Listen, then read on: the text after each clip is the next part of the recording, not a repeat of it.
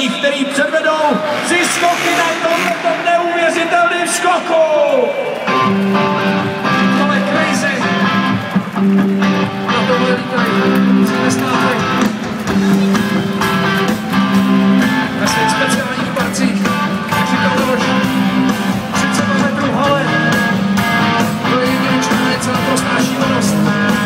Musíte tam prostě narovnat. Ano, jdeme na to. To byl místní ukaz. Who's next?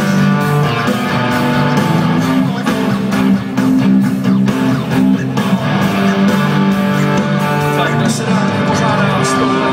Přátelé, jenom abyste pochopili systém, jak bude probíhat druhá disciplína. Skáče se Big Air na 32-metrové rampě a každý jezdec předvede 3 skoky, které nebudou ale za sebou. Nejdříve celá 11 odjede první skok, pak druhý skok a pak celá 11 třetí skok. A to podle následujících pravidel.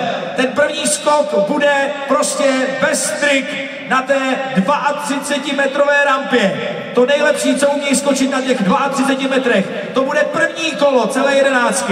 Pak je druhý skok, kdy je stejná rampa, 32-metrová rampa, ale skočí se ten nejlepší skok, kde nesmí být salto.